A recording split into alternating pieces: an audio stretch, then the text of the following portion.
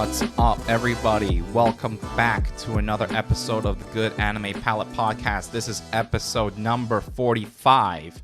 This is the 45th iteration of the episode. I'm trying to stall for time to see if I can find a good segue into introducing myself, who is also your co-host, Jason, and Will, my other co-host. How are you doing, buddy? You don't need to find so many segues. We opened the same way. It's just nice that we're not talking about your glasses anymore now. So let's talk about it then. Okay. Well, you're wearing the same glasses 10 minutes ago. Right. But Yeah. what about last time? We were wearing the... You had a pair of brown glasses. You have a pair of bamboo glasses. I don't have a brown pair of glasses. That Or at least that's the bamboo one. That would be yeah. the bamboo one then. Yeah. Mm-hmm. I don't look at your eyes that often, man. Well, you should. I look at your mouth. What that mouth do? The fuck it means, dude. Talk about anime and manga? And that is precisely what we're going to do. Except this time around, we are actually doing something rather interesting, which is due to time constraints, particularly because Will has a familial commitment in the future. When you hear this, it would be the present time. Will is not in Hong Kong at the time. And even though we could do remote recording, we just thought we would just front end a bunch of recordings, and this is going to be one of them. So therefore, we will not have any reading or watching, we will not have any news, and we are just going to go knee deep, balls deep if you will, into the anime topic discussion for today. Yep. But before that, how you doing, man? I'm doing all right. I'm primed to be talking about today's episode because this one is probably like the pinnacle of just free flow discussion, because as much as we have stuff written down on the docket, it's going to be extremely like just strung like from here and there. I don't know how we're going to connect everything, but we're just going to like let it all hang out. Like we have, as Will mentioned, we have a docket that we make for each episode where we try to structure everything, sometimes with more stuff or less stuff depending on how things go. But this time around, I have no idea how soapboxy, ranty, informative any of this thing will be. Serious, good old fun. It's everything in between as well. So let's just roll with it and see how it goes. The topic in question for today and for the whole episode is dedicated to anime and manga tropes that we love/hate. Or that just exist and we don't know what to do about them. Yeah, exactly. And what is a trope, you will say? Well, good question, listener. Let me tell you right now. So, essentially... Hey, come closer, come closer. Come closer. I got a story to tell you. Hey, why don't you sit by the fireplace, have a cup of hot cocoa, put a blanket over yourself. Just chill out, bro. We're going to talk about some real anime shit right now, bro. It's weeb-ass motherfucking 2D crap, okay? Okay, so tropes, right? Let's get into like tropes and like defining the word itself. So, broadly speaking, a trope is a storytelling device or a convention that is used kind of as a shorthand to describe a situation or a scenario that the storyteller can assume that the audience would know. And they are kind of like, eventually, it can either be something created by the storyteller, writer, whatsoever, or it could be birthed out of something, then eventually becomes a staple of, in this case, the anime and manga industry, and everyone just leans into it. Or, anything in between, essentially. Yeah, and tropes can take many forms as well. It's not always visual. It can also be like audio. It could be spoken. It could be like not something that like is an action. It could also just be like a picture itself, or just like a symbol that indicates a certain situation or a certain kind of event that's about to be played out. And it doesn't even have to be technically in the anime itself to be considered a trope. And I guess in a certain way, you think of it like unwritten rules or unwritten conventions of a certain genre that if you know type of deal, that kind of thing. Yeah. So it's like if we were to use like a real life example, imagine like House. A trope for House is, oh, there's a diagnosis. Okay, we'll run tests. And then turns out House MD. Yeah. Sorry, I thought you meant house as in like an actual house. No. Because then I was thinking like, oh, like there's a scary house with like broken windows and stuff to signify a ghost house. That could be a trope. They're both tropes. That's a visual trope right there. Then there's also the House MD trope of diagnosis. Was it test, Teardrop, right? Then By Massive Attack? That great song. Great song. But that's not like necessarily a trope itself. It's just like the opening for like when you know that music's playing, you know you're watching House. So the trope is like they have a diagnosis, they run tests, they find out it's a misdiagnosis, and then House would just come in stumbling on his cane, pull up the bed sheets, look at the person's toes. Hey, you said he had a malignant tumor. No, he doesn't have a tumor. That's not a tumor at all. He's got foot fungus. Oh, shit. Yeah, so it's like what? It's like a random line of logic that somehow discovers the truth of the matter or of the situation. Like out of nowhere. I think they call it like something like a MacGuffin or like for a device or something, like to explain away a random thing that should not happen in an intuitive, rational, logical level. Anyways. Yeah. And so like you would think like, oh, but that's just like a visual indicator, right? That's just something that like shows do that, you know, be able to make sure that people recognize certain staples of a series or like a piece of literature.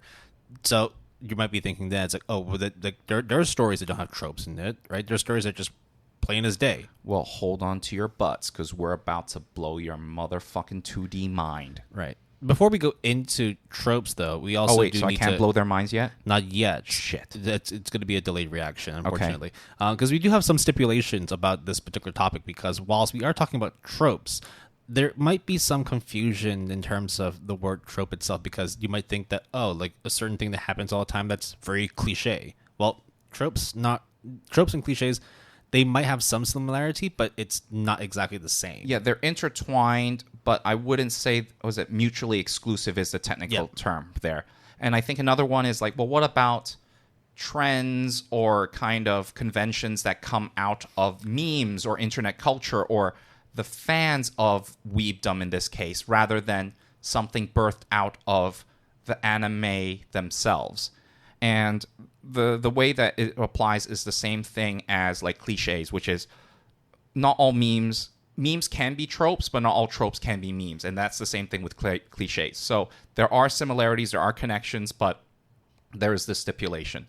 The other stipulation that we want to say is that we might have some crossovers with another episode that we have released called episode number 35 about anime life lessons that we have learned. And obviously, some things that we have learned through anime is only relevant because we see it time and time and time again. So in many ways, those things are also tropes in of themselves.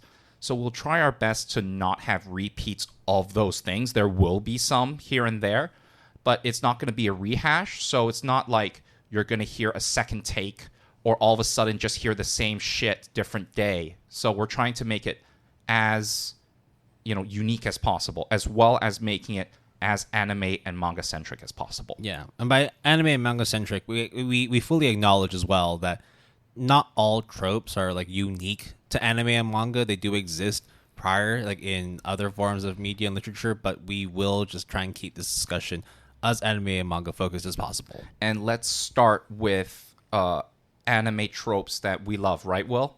And I will start with the very first one on our docket, which is, to be very honest, the one that I kind of just love to high heavens that this thing exists. So the trope that I really like a lot is lewdness and hand-holding. Now, I mean, I guess this not separate topics, but like together, right? Related, right? And I guess there's also some education opportunities for people who are not acquainted with these tropes and memes and conventions and cliches. So it's a little bit of an educational lesson on anime and manga. But hand-holding and lewdness. So lewdness is essentially pervertedness, essentially. And hand-holding is obviously not like in IRL, it is not a form of lewdness. It's probably one of the more wholesome methods of showing affection. The most pure form, if you will, of kind of saying, hey, we are emotionally connected or together, or we're a couple, right? But anime has this thing where it just seems that even showing an ounce of skin on skin action is just some of the most disgusting things you can see on the internet and on TV. Meanwhile, this is also coming from the same industry where some of the most deprived 18-plus stuff is like, how in the world did people conceive it? But hey, it's a thing. And I don't know how I feel about it. Well, that in itself is a trope that we will have to discuss at length later on, Right? Because it's a very serious topic. So like, how we're getting serious about that shit. Yeah. So how is pervertedness and hand holding related in this case? So it actually, to my knowledge, it is like a meme, because in a show that involves anime and manga, usually sex is something that is not readily displayed. How do I say this? That is like similar to, like, for example, like in IRLs, there's like real life live action shows. There's shows like Euphoria, Game of Thrones. All these shows where they have sexual content and nudity. And even though I would say that anime has a lot of violence and gore, and sometimes even overdoes it comparatively to these live actions, when it comes to sexual and explicit content, it's like a no-go zone. You rarely ever see a sex scene in anime and manga. Unless if it's 18 plus or domestic girlfriend. So, look. Or Tokyo Ghoul. I remember that chapter. It's just called X. Yep. Jesus. Yeah. It's a beautiful chapter. It's a silent chapter. Yeah. That's why it's so beautiful. So it's bleak as fuck. So usually, you've heard of that kind of story of like your mom kind of hitting your head or hitting your hand, being like, "Hey, act decent in front of people. Don't be so like childish or disgusting." That would be the natural reaction to seeing a pair of people holding hands. Like, hand holding is like a big no-no, because once you do that, that is almost as fully committed as putting a ring on someone's finger. Yeah, it's just funny how anime and manga treats sex as something that doesn't exist, but treats hand holding as like a vow of commitment and oath, that to the point where there's a meme where they like pixelate hand holding just so that it is PG-13, and I just thought it was hilarious, the fact that happened. But it's almost like commentary and like paradoxical too, right? I think like there's a lot of studios and a lot of creators, like both for anime and manga, that are very very aware that this is a topic that like really is just pure, but for the fun of it, we're gonna make it lewd as fuck for you. We're gonna make it super forbidden. And here's the thing, right? Because Japanese media, when they censor stuff, they use pixelated kind of censoring rather than like, I mean, okay, to be fair, lately with like, I don't know, Harem's End, they use like fucking like the logo, or they use like a black screen or a God, scribble. it just looks terrible. But it's lazy. Yeah, but except when DxD did it, because they just because it's the flying DxD logo, and it's actually really really funny. They lean into it. Yeah. So, but when you see something that actually, when you unpixelate it, it actually is not anything like perverted or lewd. But when you add in the pixelation, somehow there's just that association and context that it's just like, oh, dude, they're doing some really fucked up shit that I can't see, but I can kind of see. Yeah. It's great. I think it no matter how many times you see it, though, you can't get bored of it. I mean, that's why like every time on Reddit, someone is like, oh, you guys have gotten to first base. You guys have gone to second base. You guys hit a home run. So you have held hands. Yeah, so that's a meme and a trope, and definitely people lean into that a lot, both fans of anime and manga and creators of it as well. Another trope that like we like, but like varying levels of it are, I mean, we've done a whole damn episode on it, actually 2 episodes on it. Dere types. Do you remember which ones? Now, why would I remember that with your crazy, like, beautiful mind, selective memory? Episode 7 was on Dere types, and AD number 7 was top 10 yanderes and kuderes. 7 and 7. Yes. By design. So when we say Dere, though, we of course we're covering like all the types here, but there are specific ones that Jason likes, and there are specific ones that I like. There might be some crossovers here and there, but I'd say for you, like, you can't ever get enough of blue-haired kuderes, huh? I mean, it doesn't have to be blue hair. It has to be blue hair. It has to be blue hair, Jason. Or purple hair. Gray hair, white hair is acceptable. Purple hair is bonus on top, like with cherry on top, like 2 cherries. Yeah, I think that really covers the gauntlet of kudere hair palette colors.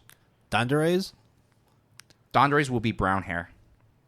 generally speaking. I've seen some blue-haired dandares too. Yeah. Generally, like whenever it's like a dandere or kudere, they tend to be like slightly more dull colors. Tsundere would usually be orange hair and red hair, and yandere's obviously has the infamous pink hair. I'd say that hair colors is a trope, guys. Did you not know that? Yeah, that's one thing that I feel is always going to be there. It's never going to change. I don't know if I love having like the hair color trope, but it's there to stay, and I don't think it's ever going to change. Well, let me put it this way. Well, personally speaking, when I see it and they just play it straight, like, hey, Yuno Gasai has pink hair, right? I don't really pay attention to the pink hair that much. Or you pay attention to the hatchet that she has in her hand. Yeah, and the fact that she's lunging towards me, trying to murder me. But when they sometimes like flip the script on you, it's because your expectations is, oh, this person is supposed to act this way just because it's on a hair color. Well, yeah, I mean, like there's literally like a whole fucking diagram of anime hair colors and what they represent. So if it's yellow, dumb blonde, right? Like or Gyaru, like Gyaru, but dumb blonde, right? Then if if the MC, like the male MC, has black or brown hair, generic dense, generic dense MC, and harem main character. Yeah, and more often than not, the harem MC is going to be so dense it has its own fucking gravity well, right? Yeah, your infamous line that I will remember for the rest of my life. It was so good when you said that to me. But that's not going to change, I think, right? Like, there's always going to be somebody that is like very aware that these tropes exist, and they'll try and bend it. So you'll find that there's going to be a blue-haired tsundere or like a yellow-haired like dandere. And I think they happen. And I think Dere types in general is such an important ingrained part that I don't think it's just. I think it is like it can start wars. That's how important Dere types can be for some people because of how strong they love a good yandere, a good dandere, a good kudere, and how much everyone hates tsunderes. I mean, I really hate tsunderes. I like some, but it's like once you've gotten like one good tsundere, all of them afterwards just seem kind of B tier. I just don't like tsunderes in general. I think when a day comes when you're like, hey Jason, can you do your top 10 tsunderes? I don't know what. Do it right now. Okay. Who's the girl? Taiga? Oh, from Toradora? I don't remember. I haven't watched all Toradora. I don't remember at all. I would say I've got my favorite tsundere. I would say the red hair girl from Jobless Reincarnation. Oh, yes. Okay. She's red hair, is she? Yeah. Right? Yeah. She's quite a tsundere. I would say Kurisu from Steins Gate's my favorite tsundere. I would say. But then again, I'm also super biased to Steins Gate, so. Yeah, that's true. I would say the elf from Uncle Isekai is. I think of all of the tsunderes, that one to me is. Do you like shit as well? By the time this episode releases, episode 8's not even out yet. Oh fuck! For real? Oh yeah, you're right. Holy shit! Yeah. Did we talk about that? We didn't. Shit. We did. We did talk about it in one of the previous. I think the previous episode where we talked about Uncle Isekai having some behind the scenes production issues. Yeah, but they announced the date. Oh yeah. So I guess we do have some news. Okay, so I guess we will timestamp this because this is actually quite a decent, important news. I don't know how we're gonna do this. Well, we're gonna splice it back in. Just say that. Hey, look, Uncle Isekai episode 8 will be dropping late November. November 24th to be exact. So they're going to do reruns on TV and on Netflix. I mean, you're just going to be able to watch any of the episodes 1 to 6. But back on Dere types. It's going to kill the Mal rating. But back on Dere types. I really hate tsunderes. I have nothing against them, though, because I still think that they're very important in the anime and manga sphere, but right? Tsunderes themselves, like, unlike danderes, kuderes, and yanderes, tsunderes fall victim of having very, very one-dimensional character signs, where it's just like they have one singular purpose of being annoyed when showed affection, but always crying to themselves when they realize no one loves them, and then they slap the MC for even showing any sign of support, any sign of emotion, and then realizing that maybe slapping them wasn't the right thing to do, and everything else is just derivative of it. Whereas if you have a really well written yandere, a really well written dandere, a kudere, there's a lot of things you can explore in terms of creating and developing this character's backstory. That's where I feel it's like you get a lot of hate for tsunderes. I do like tsunderes, but I will be the first to admit that a lot of tsunderes are very badly written. I will say, though, of the 4 Dere types, I would say tsundere is the most important Dere type in terms of it being something that is more unique towards anime and manga comparatively to the other 3. Like, you don't love tsunderes, but I hate them. But you love the idea of having them to be able to create like a good story or being like a pivotal part to a story, because sometimes you just need to have a tsundere. And also, it's really easy to tell if a tsundere is being a tsundere or if a person is being a tsundere, to the point where in a plenty of anime and mangas, they will just say the word, oh, so you're acting tsundere now, or where is your tsundere kanojo, right? Like, it's just like, okay, clearly everyone's leaning into it now. There's no way to escape it, and it is just now super important. So I embrace it, just like all the other Dere types. Definitely a staple. All right, now, the next kind of trope that I think is also relatively unique to anime and manga, that... Ooh. Sorry, man. Be careful about what you're going to say, man. Oh, shit. So, okay, how... Are we talking about what I think we're going to be talking about? Yeah, so... This is something that in real life, if you were to do in any capacity, you are not going to look like an idiot. It is cringeworthy. It is stupid. Someone's going to be pulling out a straitjacket at some point just to be like, yo, you fucking crazy and you dude. are a fucking idiot if you do that in real life. Okay, to be fair, teenage Jason did try to do that because he had chunibyo, 8th grade syndrome. So, you know, we all been there, right? Edgelord, right? Okay. Will, if we were to get into a fight right now, you know, like, what would be your attack of choice? I'd probably grapple you. Okay. I would usually try to grab something and, like, you know, hit you with it. Yeah, but then say, for example, like, you grab a baseball bat. Will you then shout, baseball bat swing, and then just complete the same action that you just said out loud?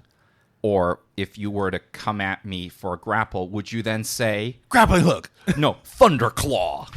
Tiger grip! If you haven't, like, surmised what we're talking about here, it is the victim of every shonen series that you can imagine.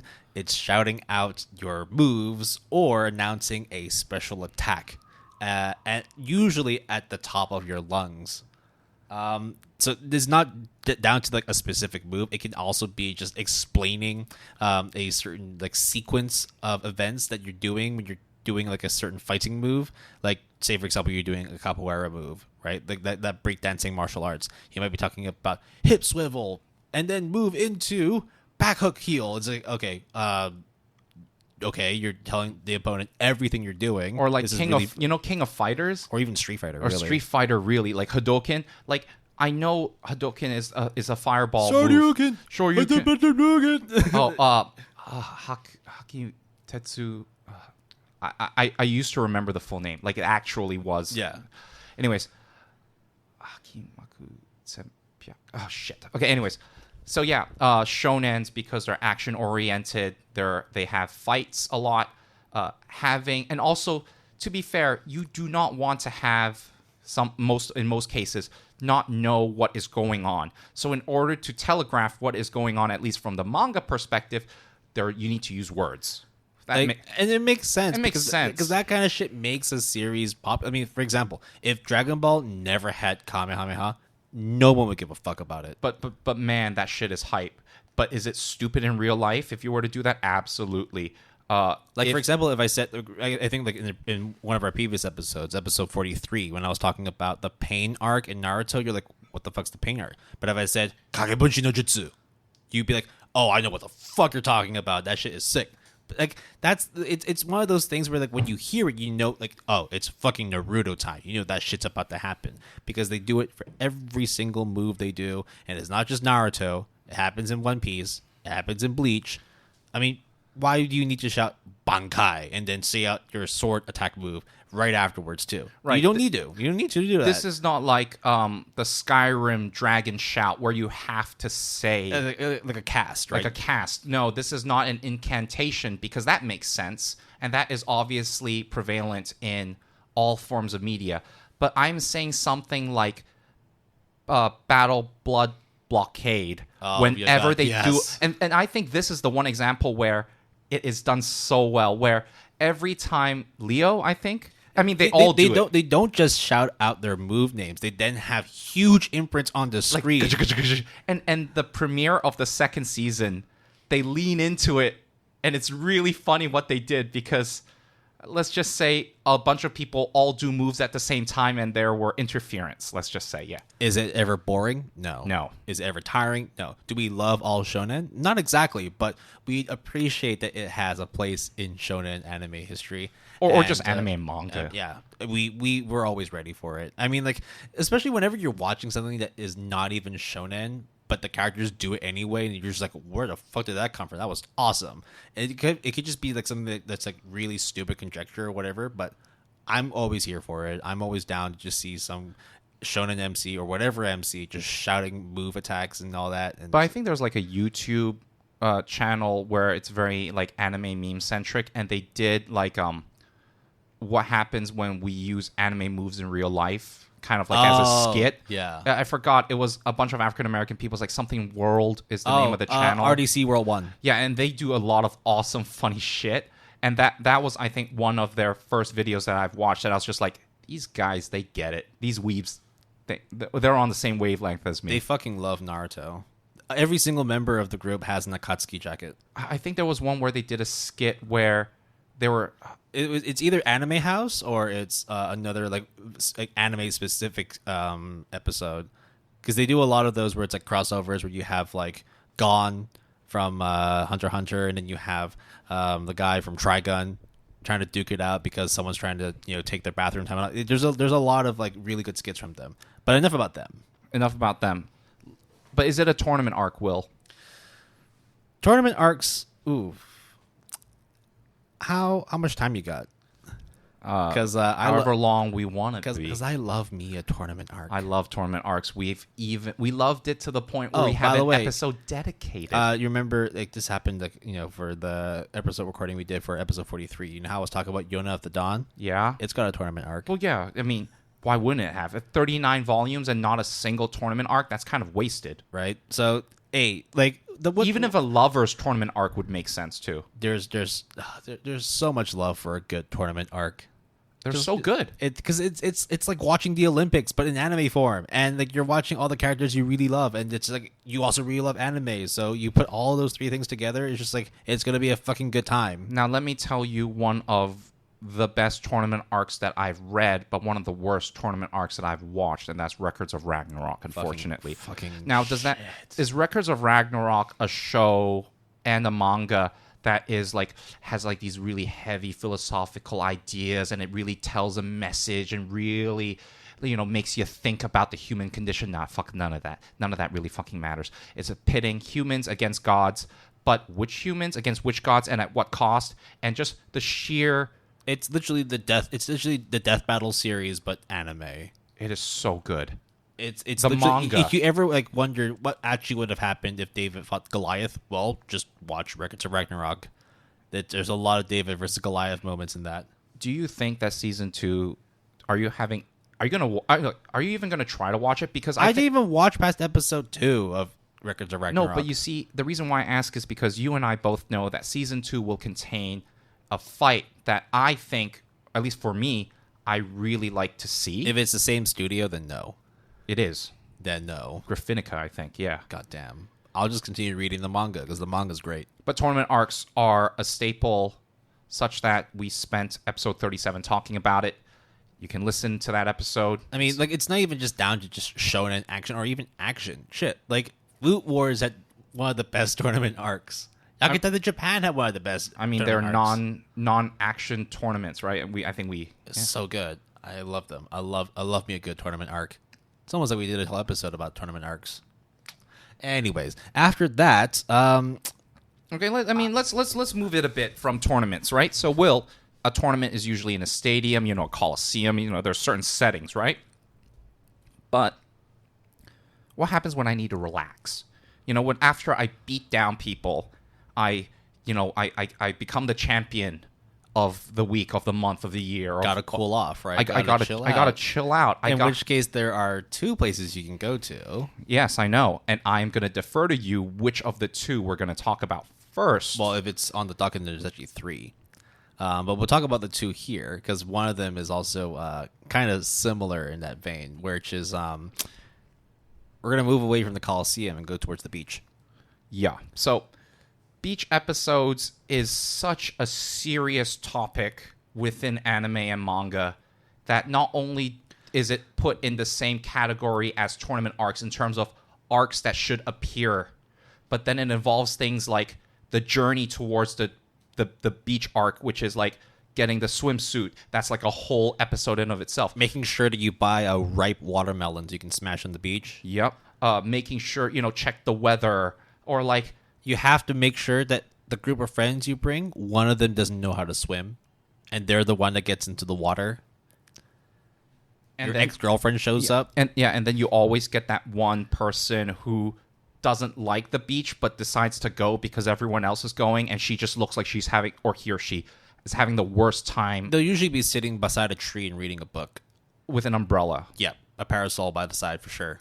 Yep. And then there's usually, if it's a bunch of girls that are sitting, by themselves, a bunch of guys would come up to them to try to like flirt with them, which I'm just like, in real life, don't do that. That's like encroaching on like sexual assault. Yeah, just don't do that. Like, I'm not saying you can't go to like bars and like chat like and hit on people. These are all normal things that people do. Yeah. But it gets egregious whenever you see like a bunch of chads walking to a bunch of ladies and saying like, "Oh, check us out. Why don't you come over and party with us and leave your dweeb friends over here?" Yeah, but and it's like there's even like beach arcs where these like Playboy like figures who are like random miscellaneous characters would go from like, what was it, like beach mat to beach mat, just try to pick up women. I'm just like, guys, like, if we had to like actually do an episode or maybe even like a BP to rate like our favorite beach episodes, that could take a while. Didn't you say 86 was pretty dope for it? Yeah. Oh man. Okay. So like one of my favorite beach episodes actually is a very, very depressing episode. It actually happens in Welcome to NHK. Okay. Yeah, I'm not going to go into it. I think Heaven Lost Property, despite what I feel about it. Its beach episode was... but that's the thing. You say you don't like the show, but you admire some of the stupidity that happens in the show. And guess what? That beach episode has stupidity in spades. All the while being self-aware. All the while just being meta as well. It's just done really well for sure. So we love beach episodes for those specific reasons. But of course, like there is another reason as to why beach episodes exist. It's called swimsuits. Yeah, the fan service variety. So this actually leads on to the next one, which is, before we go into what's written on here, the Onsen episode or the bathhouse episode. I mean, that's very true. That's another one that I like, but at the same time, you know damn well what the purpose of that episode or that specific scene is supposed to be used for. The issue with the onsen trope, which for people who don't know is usually like a hot spring or a bathing house, right? Public bathing house or private onsens is essentially hot springs. And more often than, almost often, it's like separated by gender, right? Yes. Women on one side, men on the other side, and a boatload of steam separating both sides with a wall in between. You need to have a massage chair somewhere in like the resting area. You also need flavored milk as well. Before and after the actual onsen part, you'll also have scenes of them doing like the pre-onsen shower, the post-onsen shower. Which actually is like super, super important. You actually need to do that. You actually need to do that because that will ruin the water. It's a big thing. Like, don't question it. Just do it, please. If you jump into an onsen without taking a shower beforehand, you are a heathen. You're just being inconsiderate. Exactly. So, but what are your thoughts on like onsen, the onsen trope itself? And like for me, because it's very clear as to why onsen episodes exist, right? It's again for the fan service. I'll tell you right now, I hate onsen episodes. Do you know why? Because I want to be there. That's it. Like I really like sense of jealousy. I mean, for me, I really like onsen, dude. I really like onsen. I don't care too much about the beach, but I love me a hot spring. I watched what was it? Nove? Thermi Robe Nove. Yeah, an isekai, reverse isekai on just bathhouses, dude. It wasn't animated very well, but I still loved it because it was fucking about hot springs and bathing houses. Come on, I love onsens. Onsen egg as well, man. Come on. Sounds like you like onsen episodes more than beach episodes, or is it like it just different flavors? Well, I think the beach serves a very different purpose than onsens, because usually when you go to a beach is usually involving a group of rambunctious teenagers. Exactly, and potential love interest, awkwardness. I mean, all those can be unless it's summertime render. And you watched far enough to know what I'm talking about. Look, it's just watch it. It's great. It's almost done now. I think it's done now. Just be careful when you get out there, guys. Yeah. So beach episodes, onsen episodes, absolutely love. I also think with beach episodes and swimsuits in particular, I'm pretty sure I'm not like making it up because I think we even talked about it for like our high school episode, episode 16. We were like, because it's kind of like lingerie in a way, but acceptable. Society accepted it. Oh yeah, no, for sure. If you walked around as a woman, right, or even as a man, if you walked around in like swimsuits, no problem. If you walked around in your underwear, what the fuck is wrong with you? Yeah, and there's always that revelation of the girls coming out of the locker room all, dressed in their swimsuits, and guys like losing their minds. It's that's supposed to be that like sort of the display of like manhood and womanhood, right? Like where like the young teenager boy is like, I'm gonna go out there and show how ripped I am, and then the women are going, I'm gonna show like off my figure and all that. That's essentially why they have so much emphasis on doing like the swimsuit buying segment. They don't talk about buying underwear. They talk about buying swimsuit as if they're going to fucking war. Oh, it's a serious topic, man. It's a very serious topic. Right. Now we're gonna move away from one type of clothing and then going into the more festival-oriented clothing. The matsuris of anime and manga is something that I really like a lot. Very much in a lot of shoujos and a lot of rom-coms, dramas.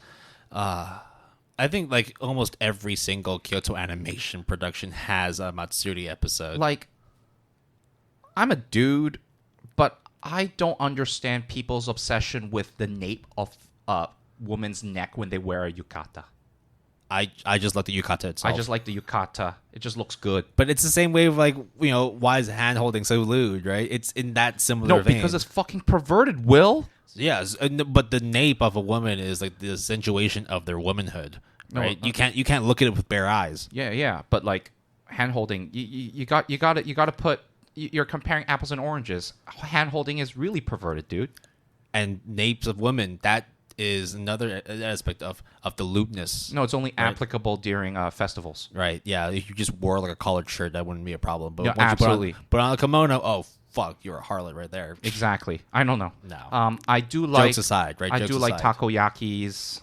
I think if you were to go to a matsuri and have takoyakis, it would taste extra good. Here's a hot take. Yakisoba. Here's a hot take. Here's your hot take. Let's go. I don't like yakisoba. I always feel that whenever people get yakisoba, it's a waste of money. But if you put your money into takoyaki, now that's a good investment right there.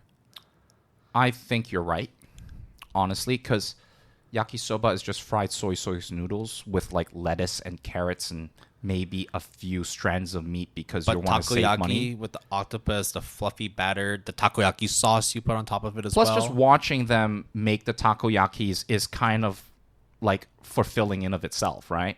But back onto like specifically like the festival episode or the festival arc, it's always like really like beautiful in terms of really important purpose, character development, relationship building. Look, you need when you are an anime.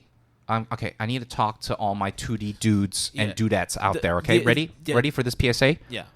If you are going to a festival with your date, male or female. Usually it will be to the male, but we don't judge here at the Good Anime Palette podcast. You gotta practice piggybacking your love interest on your back, and also make sure you bring an extra pair of slippers so then your date doesn't, have the what do you call the thing on the The wooden foot. The wooden. No, the thing that holds it, the foot. I know what you're talking about, but I don't know what the word. And have is. it snap. Just make sure you have an extra one on hand, okay? Trust me. Trust me. For the people who might not really know the significance of a matsuri, a festival, asking someone out to a matsuri is the same as asking someone out to prom.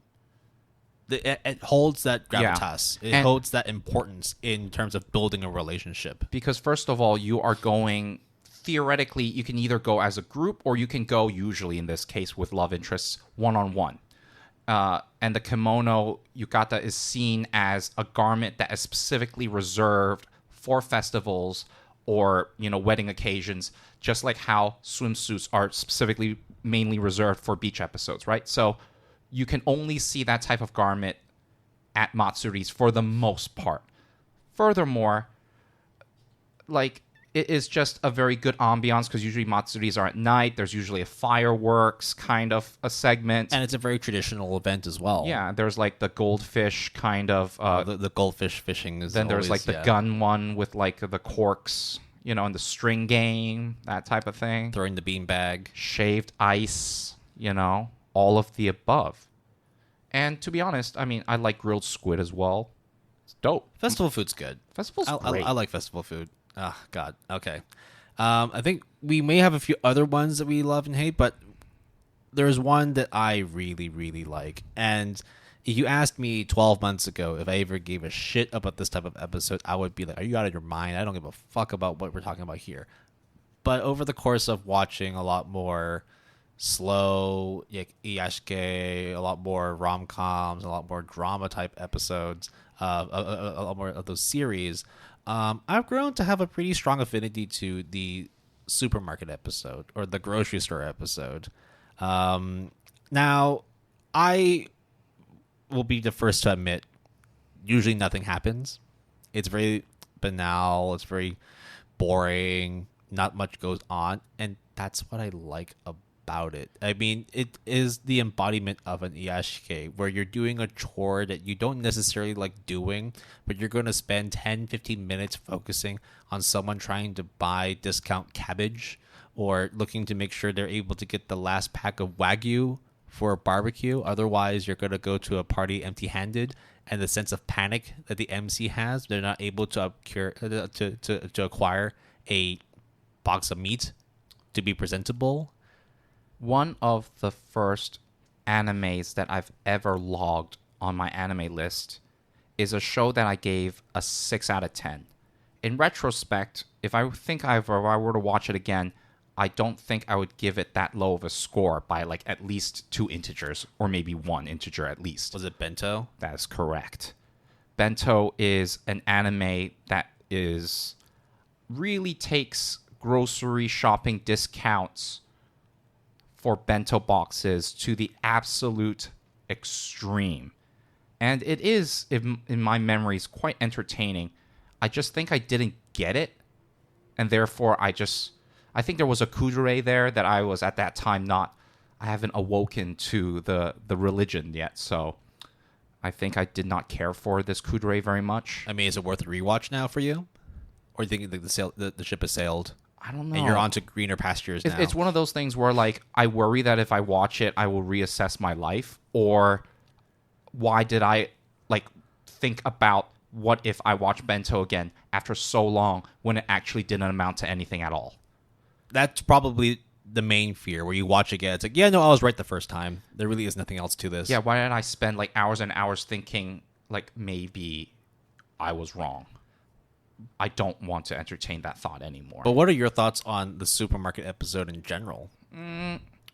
I think the supermarket episodes in anime and manga are an interesting type of event that occurs because it really tells you not only about the personality of the characters who are going to the supermarket, but as well as the type of interactions that you would see. So, for example, when a club goes to the supermarket for some sort of whether it is to buy maybe they're buying drinks, or they're buying food to set juice. Yeah. Oh, by the way, anime and mangas, they care. Actually, Japan cares about juice way too much. I'm just saying. Yeah.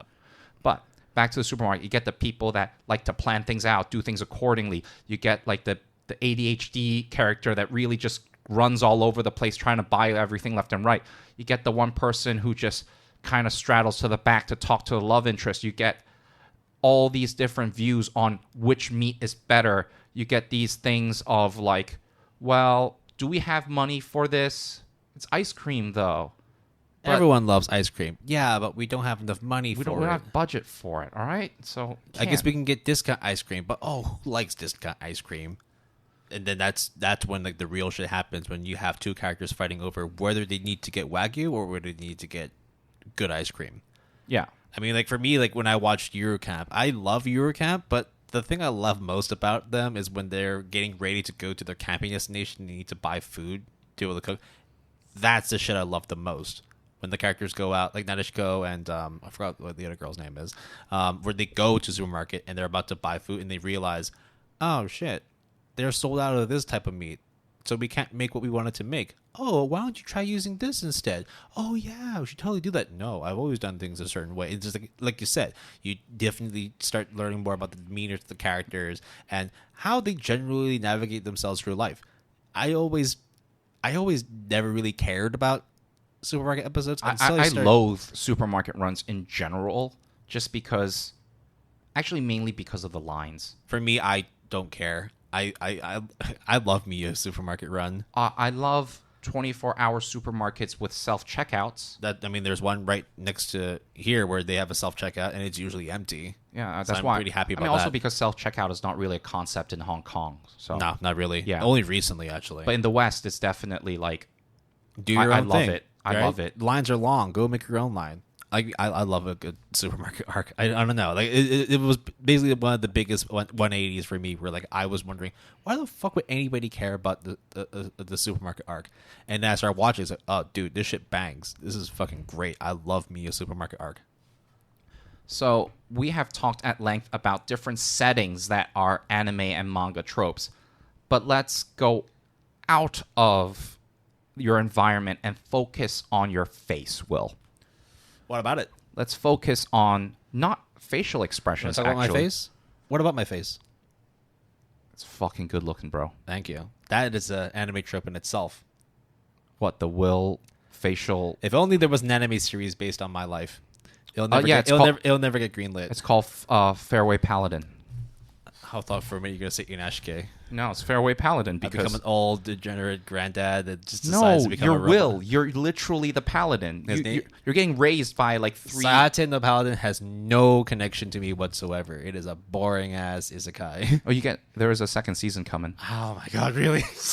Wait, you didn't know? Of course, it's isekai. Of course it's going to get you a didn't second know season. it got a second season? Well, would I be surprised? Just fucking isekai. Any isekai is going to get a fucking second season. You know, speaking of bento, I was thinking about potentially reading the manga because the score is way higher. So I thought maybe one day. It's on my phone, but it hasn't happened. I haven't even looked at it yet. Right. But back to your face, or just facial expressions in general. So this is probably one of the more visual indications of a trope that exists in many anime series. We're talking about tics or different ways of showing different facial expressions. It's not always down to the face itself. It could be whenever a character gets angry and it has a little crosshatch. Yes, to sort of simulate your temple is pulsating with blood because you're so furious and angry. Or one that's when they're encountered a really stupid situation, their eye twitches, or steam comes out of their ears, or the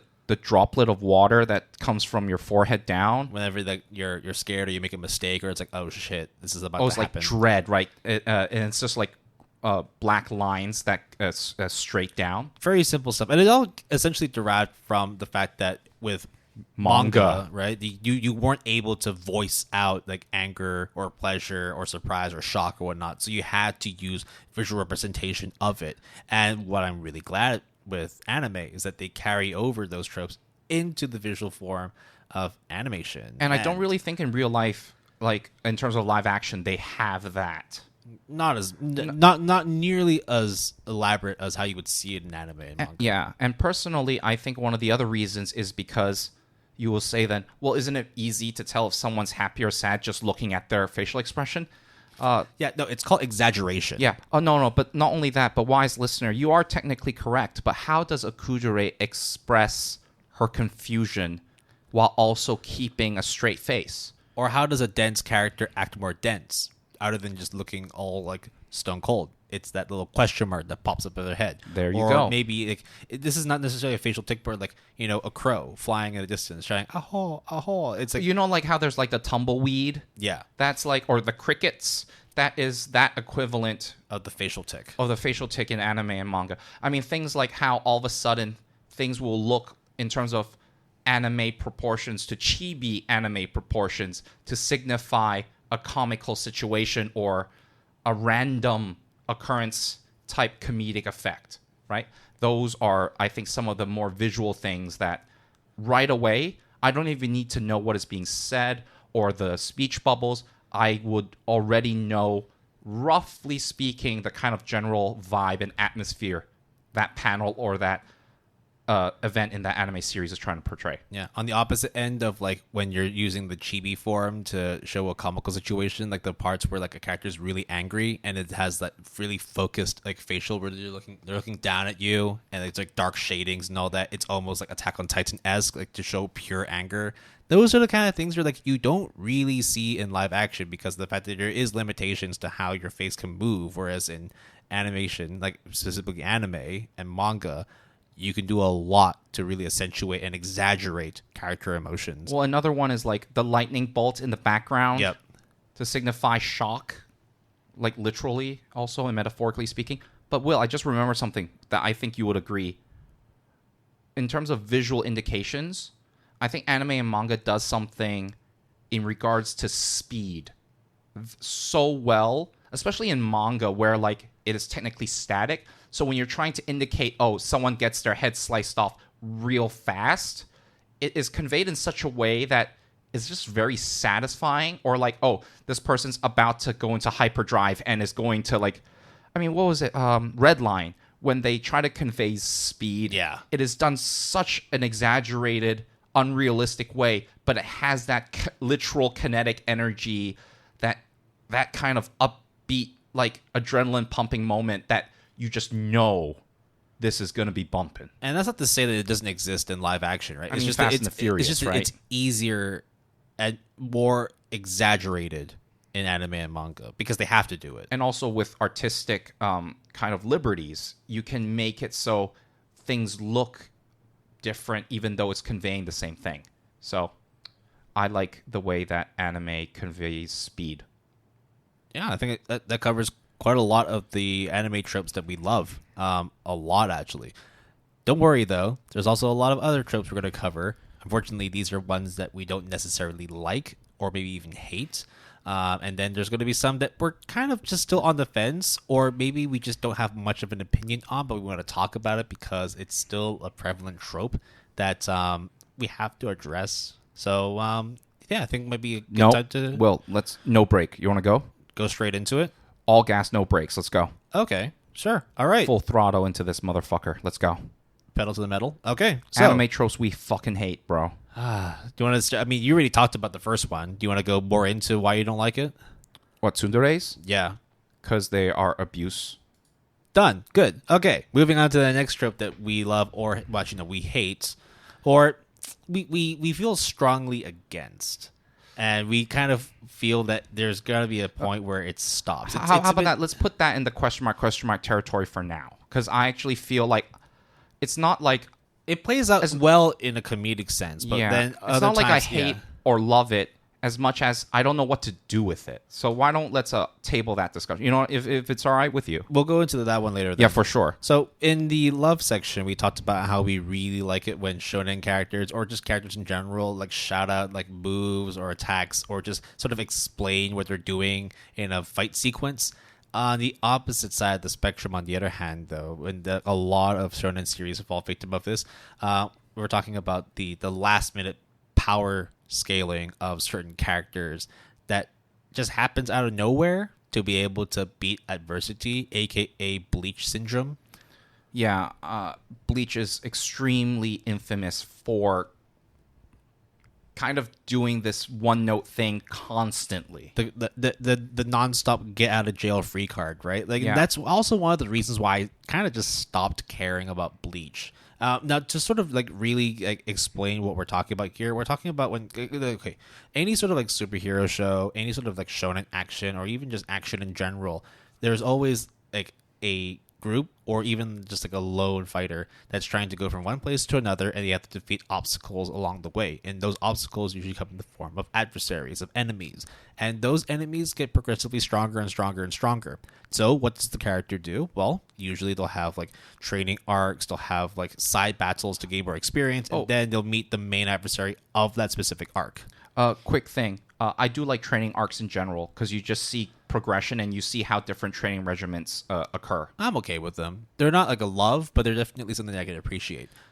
Sorry. Anyways, what Will was trying to say in this case is when you reach to a certain adversary, your power level, as they say, which is a number that indicates how strong you are, which started with Dragon Ball Z, because it's over 9,000. If you don't know that meme, then now you do. There hits a point where the main character hits a wall in terms of being able to overcome that adversary or obstacle. With all the training, with all the mentorship they got from their master, from all the battle experience they gained, they just can't seem to get the upper hand against a specific enemy because they have a power or a move that supersedes everything the MC has learned. And then they're literally on death's door. They're all about to die. All hope is about to be lost. Then all of a sudden, out of nowhere, bam, they miraculously gain a power, or they unlock a new level to their power that is then used to beat the enemy. And the reason why Will and I particularly hate this trope is because it's lazy. It's a cop-out. It's a cop-out. They do not. I'm not saying that you cannot have last-minute twists and turns. You know, things like how in Lord of the Rings, like, oh, our fortress is about to be like taken over and crumbled, then all of a sudden backup shows up at the last minute. That's like, you know, the way that you do that is really a make or break situation in terms of me loving it or hating it. But usually in anime and manga, it is such lazy writing because literally all you have to do is forget about trying to develop a character to trying to highlight how this person has grown or how the enemy is so, you know, flawed as a human being or as different dynamics. No, it's just like you slap a powerful band-aid on them to mask over all their insecurities and weaknesses and just give them a pass and just say, oh, here's that power. You can go beat them now. And it just and usually these kinds of explanations are not even present. There is no explanation. No. Sometimes it's just like they just have okay, to go back onto the Bleach thing.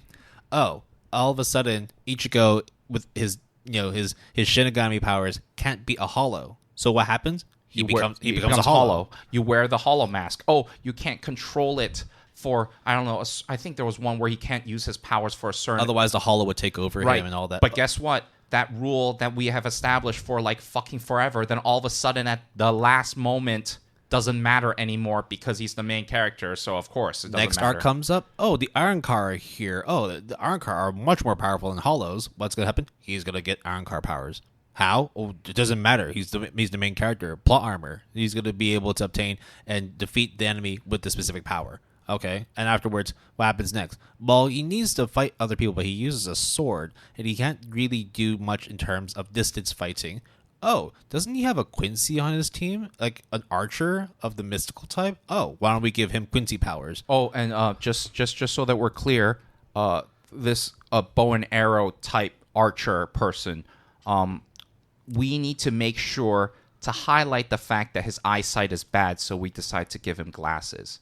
But because he overcomes that adversity, because even though he wears glasses, his vision is blurred, but his eagle eye senses has detected that he never fails to hit his target. His senses, his virtuous goal will always help him to reach his destination, no matter what. Always hits the mark, my man. Yeah, that shit is just boring. It gets to the point where like one time is okay. One time is okay, or even two times when you give context 2 times shame on you, like shame on me, 3 times shame on you. Because the thing is, like, it just makes it feel like all the character development and backstory that's building up to this specific moment has just gone to waste. Yeah, and it really, really like is a slap in the face towards feeling not only a sense of urgency, but a sense of stake, a sense of risk and reward. Because if Bleach, that's the cycle that they go through. When Ichigo faces the final boss of this arc, all I'm going to do is literally wait, probably bet money with Will if he's sitting next to me. Actually, he wouldn't because he would do the same thing. Bet money on how badass, quote-unquote, Ichigo is going to be by overcoming a last-minute death sequence and unleash this power that, oh my god, how is it possible that he got that power? And honestly, like, it's not just down to Bleach, right? Other shonen series also do it too, but maybe not on as bad a level. Like, say for example, like the final showdown with Guy and one of the main adversaries, like near the end of the Ninja War, where Naruto, right? Yeah, where in Shippuden, He opens the door. He opens like the different doors, right? And like every single time he's about to die, open a new door. Okay, but no, if you do this again, you will die. Fuck it, open a new door, and he doesn't die. Okay, now if you open this other door, you are absolutely going to die. And guess what? He absolutely does not die. I get that, like, that kind of recycled trash can get boring, but at least there's explanation because of the fact that the character himself has the ability to do so. In the case of Bleach, on the other hand, why the fuck would Ichigo all of a sudden be able to absorb hollow powers or Aragorn powers? You know? But even that, right, you can explain away with plot armor. I think my issue also with Bleach in particular is because and I mean pretty much all of the quote-unquote gang of main characters all have recycled concepts that never change whatsoever other than the power level. This guy uses a bow and arrow, so it's a normal bow and arrow. But he lost... I mean, I'm making shit up here, but... he lost his arrows. He has no more in his quiver. So guess what? He's going to use magic arrows that he can just fabricate by, like, drawing his bow. We don't know if that actually happens. Yeah, we don't know if that actually happens. I don't know. It could or could not have happened. But then what happens when he lost his bow? His bow has been shattered. Guess what? He can then resummon his bow out of fucking nowhere in front of, like, I don't know, the fourth dimension because it's bow and arrow type shit. Yeah. So I hope that whoever is listening to this, and if you happen to be an anime director or a mangaka, an aspiring mangaka, please don't do that shit because it's easy to see through laziness, and that is the pinnacle of laziness right there. So please don't do that. I think another thing that I really, really don't like about anime and manga and pertains usually just to a lot of people that live outside of Japan is the way that foreigners are being portrayed. And when I mean by foreigners, usually we mean black characters or Caucasian characters. Now, there is a bit of an asterisk on this because, say for example, like there are like Banana Fish is set in the US, right?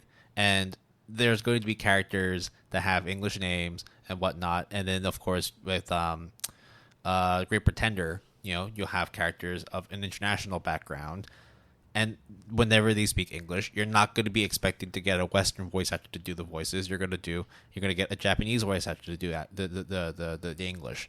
That's not what the issue is here. The issue is whenever they're trying to portray a certain culture or a certain group of people, that they kind of just denigrate themselves to using very blatant stereotypes of said characters. I think there is a very well-known YouTube clip from an anime that I actually don't even know the name of. Old anime, but we all know which one this is. It's like where like this really big guy, this big.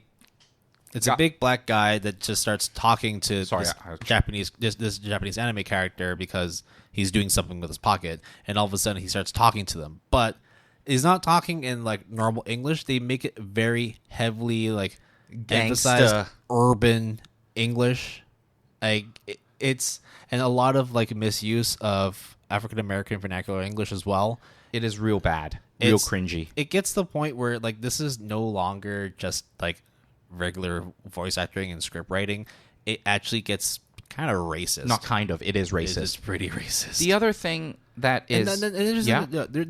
how many times have you like seen an episode like a high school anime where there happens to be like a black character of African descent or African American descent, and when they're speaking in Japanese, there is an accent to it.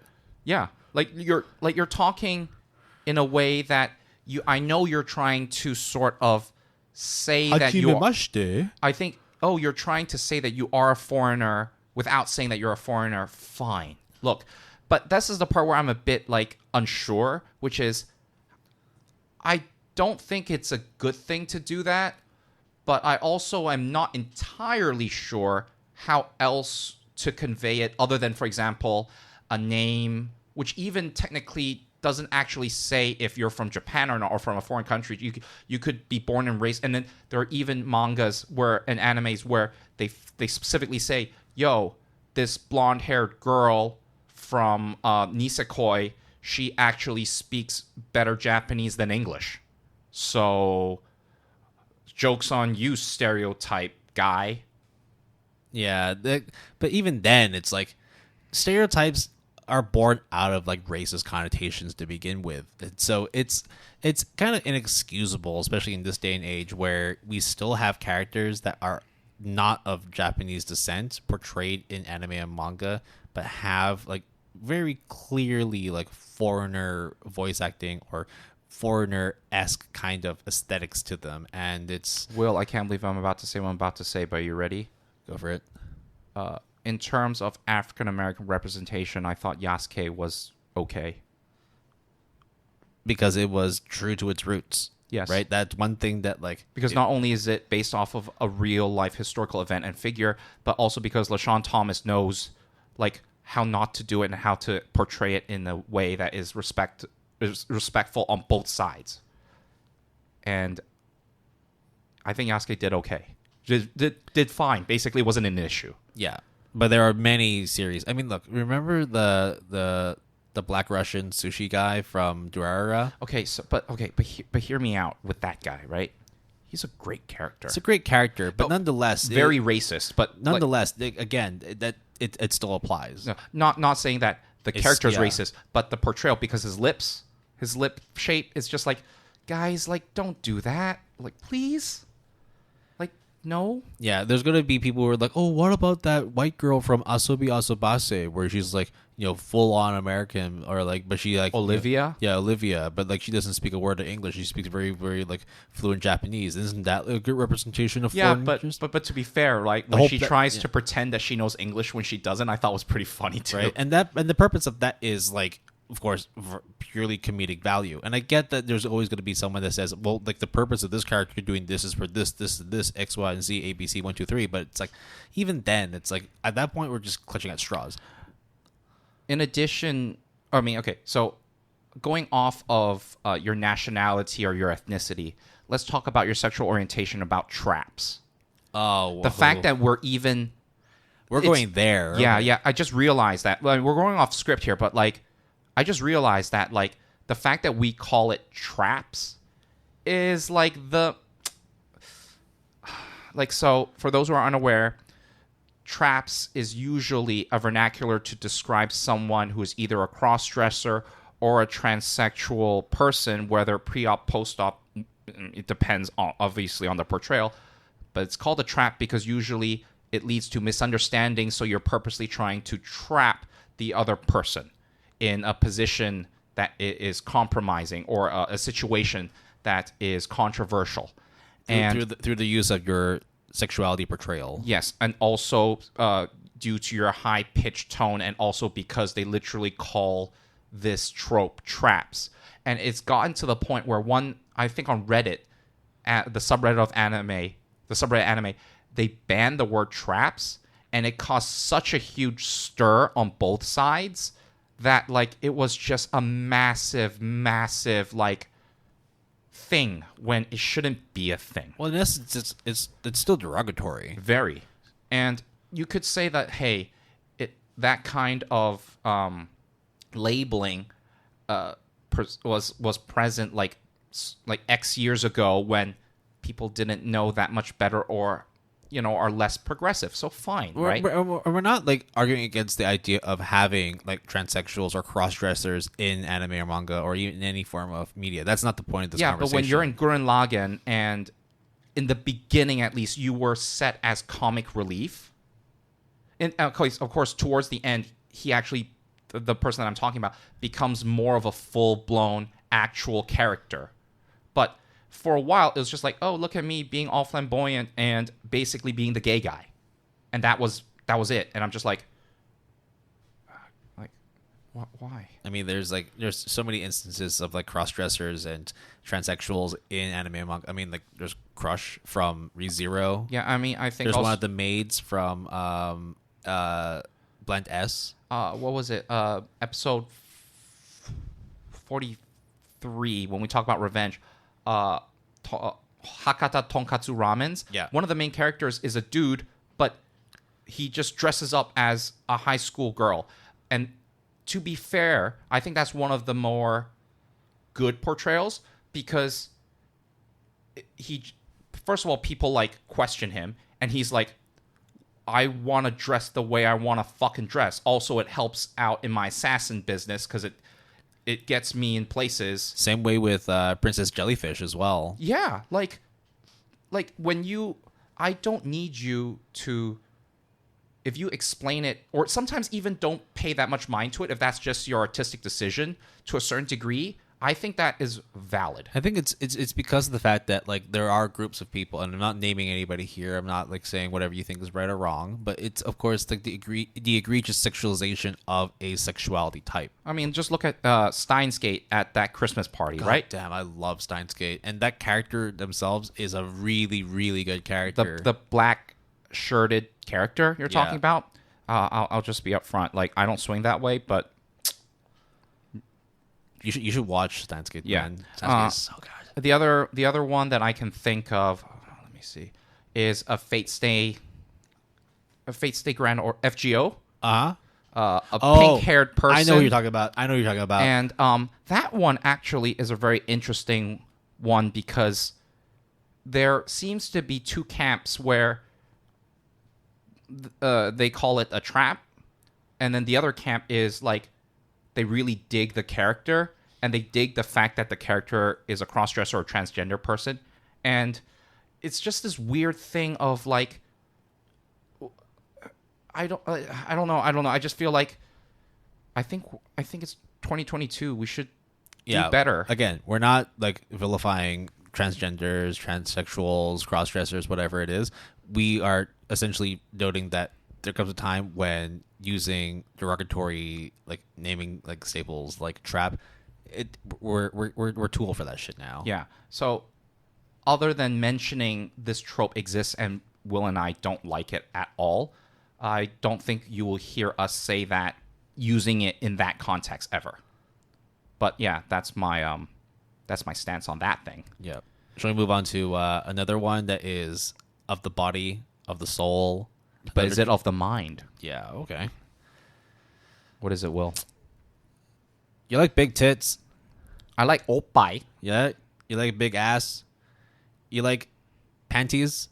You like pantsus? Yeah, you pantsus, oppais, and questionable camera angles. What is butts again?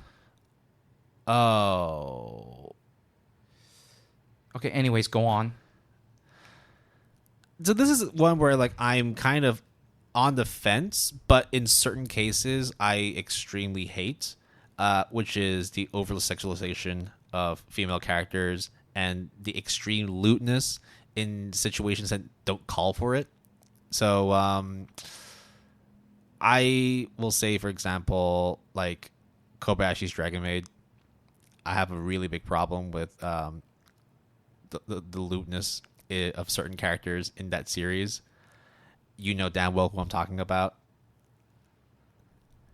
See, this is why like I have that love-hate relationship, because of the fact that I know if I brought this one up, you would be kind of, I know I'm not supposed to like this kind of stuff, but because of the characters that embody this person, maybe I'm okay with it. All right, let's have a real discussion here. If I am not mistaken, Will, and please by all means, correct me if I'm wrong. We are now veering into the territory of anime and manga tropes that we don't know how to feel or do about. Is that correct? Yeah, because... And let's start with the big boy. Yeah. Or little boy, which is about lolis and shotas. Is that correct? That wasn't what I was talking about. Oh, fuck. I was shit. literally talking about lewdness. Which actually, for lolis and shotas also. We'll go into that as the next section because there is a follow-up with that, right? Cart before the horse, right? Okay. Yeah. Sorry, lewdness. What about it? So, Okay. Okay, I've calmed down a bit. I'm a dude. I do like myself, when it comes to full-bodied figures of female characters. Not gonna lie about that. Though, of course, there then comes the issue of the fact that a lot of characters in anime and manga are of the high school variety, which then we will go into the loli and shota discussion afterwards. Okay, now I get it. Right? Okay, yeah. But there is a point where, there are characters that their sole purpose is just pure over-gratification of the female body. And in some cases, it makes sense. In other cases, it's just kind of egregious and unnecessary. I just want to hear your perspective on why there are so many characters in anime and manga that just have huge tits, huge ass, and the overabundance of panty shots that happen in a lot of rom-coms, comedies, dramas, and whatnot. You have to understand that the question that you just asked, first of all, is a 3-part question. And second of all, it is actually a way more intense discussion than it might appear on the surface. A lot more serious when we start talking about stuff we hate and stuff we find questionable. So, the thing about boobs, right? And the thing about anime boobs is that there is no middle ground. There's always either going to be no boobs, ironing boards, or gravity-defying chesticles. Right. Look no further in terms of the big boob physics than the Dead or Alive fighting game series, as well as, there are other spin-offs, where the boobs physics, if you can even call it that, does not make any sense in terms of gravity and physics. Fine. Then you will say, hey, Jason, the boob sizes for one of the dragons in Kobayashi's Dragon Maid is basically impossible. Actually, 2 of them. Actually, more than 2 of them, but all of them. All of them, but 2 of them are especially concerning, right? Yes, very concerning. As in that just. And they play into it, and I get that from a comedic standpoint, it makes sense, but it still nonetheless makes me feel uncomfortable when watching it. I get that anime and manga because it is an animated form. Therefore, your liberties to exaggerate a certain feature or a certain type of aesthetic is more tolerated than, let's say, real life people, right? Yeah. So, however, there's a limit to that. Whether it is fictional or non-fictional, animated or live action, there is a limit to that. Some people would argue there is no limit to that. And some people would argue, well, type in random 6 digits on a certain website and you will see that what you're worried about, Jason, is actually the tip of the iceberg. Fine. If you want to go that way, then fine. I just think that, it's just people are perverted. And then there's definitely some mangakas and anime directors that have said, this, I liked watching and reading anime manga as a young teen. Yeah, I like reading heavy metal. And I like big boobs, so of course I'm going to do stuff with big boobs. Fine, okay? If that's your prerogative, then go ahead and do it. And to be fair, with boobs in particular, right? There is a trope within anime and manga that talks about women comparing each other's boob sizes, for example, in the onsen or in there's the locker rooms. There's a lot of those scenes where like, or during their health checkups, right, in high school. And there'll be a girl grabbing another girl's boobs, like, oh wow, you've really grown since last summer. Yeah, da, da, da, da. And then the guy's looking at that, being like, "Dude, that's fucked up, dude. That's we don't grab each other's dicks like that. No. Why would we also measure our dicks? Well, this is not a hentai. But anyways, the reason there also is been conveyed in certain animes and mangas, and I can attest because I remember I remember these things. It's so stupid that like, oh, it's because it's motherly, like bosoms, that type of thing, you know. So then it's like big boobs is like nurturing and caring. That's when you get into the Oedipus kind of complex there. Then, so yeah, like, and this is like another example of it too, in which like I know you really like this series, but I have to talk about it. My Dress Up Darling. Yeah. So I mean, you're not wrong. You're not wrong at all, right? Yeah, like, you're really not wrong about that, right? And why am I okay with it? I'm not, but I'm also kind of am okay with it, and it is a very hypocritical thing. I don't know. And to say it's like, well, other anime series do it too. It's like, well, that's kind of just shifting the blame onto others, but not really addressing the blame itself, like, right? I'm not trying to say I am, you understand that there's something wrong with it. Yeah, right? But on the other hand, it's a really touchy subject. That's why it's in the question mark category, right? And I think with like butts in particular, I think because so much emphasis is usually put on the oppai to the point where it's like a huge trope with anime and manga, people overcompensate for the butt, and it's just like, guys, like, it's just body figures. Just chill the fuck out. Yeah. And at the same time, with like the over attention on like bosoms and all that, like, yo, there are nude scenes in Euphoria, and they're supposed to be in high school. So like that's not like just put the blame only on anime and manga. It happens in live action as well. So. Now I think the most messed up of the three things that you wanted to ask me is the panties thing. I know the reason why I think it is the most messed up is because that becomes like invasion of privacy. Not only that, but there becomes connotations. Yep. There is the things that people do with it that... Okay, so... I mean, it happens a lot in Monogatari, right? It happens in Heaven's Lost Property to the point there's an episode solely dedicated to that. So, yeah. And it's just...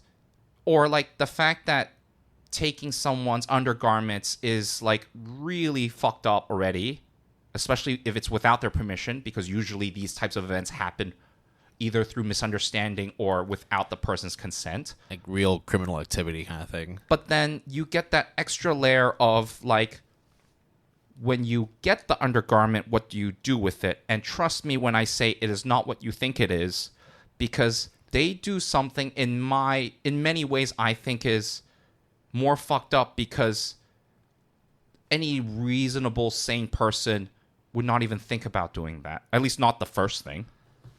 You know what I'm saying? Yeah. Yeah. Like Shimoneta, for example, leans into that. And in a way, they play it off as a parody and satire of like, dude, the fact that this person okay, it's fucked up. But for them, they're doing it because it's making a statement and it's fucked up. So it's like in this weird kind of anomaly exception type scenario, because there's a commentary on the act of what I'm saying. Yeah. Well, now we're gonna go to something even more in the gray, which is are we gonna get canceled because of this? I don't think so, because we're not necessarily agreeing or disagreeing to it. We're more just stating that this is something that exists within anime and manga, and we don't really know what to do about it because we're not in control of the industry. We want to have a quick sort of... We'll see how long this is. About lolis and shotas. Now, I don't subscribe to either at all. Will, because this is also an educational podcast about anime and manga, what are lolis and what are shotas? Lolis are young girls, shotas are young boys, prepubescent at the age. But they don't necessarily mean that they have like the age of a prepubescent boy or girl. Yes, that's the part that becomes extremely contentious already within a contentious subject. Right. So, for example, Shinobu, right, from Monogatari is like a 3,000-year-old. You've seen all 3 evolutions of her when she's in her full vampire form, in her weak vampire form, and then in her Loli vampire form, which is most of the series. And yes. That or is Hachikuji. Yeah, there's a lot Hachikuji. Goddamn. Yeah. So there is a really big issue on my end because of the fact that you can take liberty with how you portray your characters by saying, though, they're actually a 3,000-year-old mushroom, and but they have the body of a 12-year-old girl. Okay, you're still not making me feel comfortable watching this particular scene because I know damn well what I see. And everyone leans into it to the point where calling someone a lolicon, a Shota-con, meaning that is your fetish, is like a thing to say, or as a vernacular or lexicon in anime and manga. But dude, it's all fiction. These are all made up characters. You shouldn't be so bummed out about it. What's wrong with you? Right? That, my guy, like that in itself is just like a defensive to be like saying you're okay with looking at young girls in very, very inexcusable situations. Like, come on, man. Like, let's not be around the bush. This is still fucked up. Yeah, so I don't know. Going back off of Kobayashi's Dragon Maid, right? The issue with Lucia, right? And what is the guy's name? The Shota's name? Oh, I don't remember. No, I don't remember. No, his name is Shota. Oh, fuck, yes, right. But without the U. All right, fuck, we forgot. Because, like, how on the nose is that? Then you get Kana. Yep. Who is the loli, essentially. And they actually don't focus a lot on Kana's kind of appeal. Yeah. But with Shota and Lucia, it is like a shtick. And if you need to figure out what I mean, just look at the summer 2022 Vermilion Gold anime, and you will know exactly what I'm trying to say.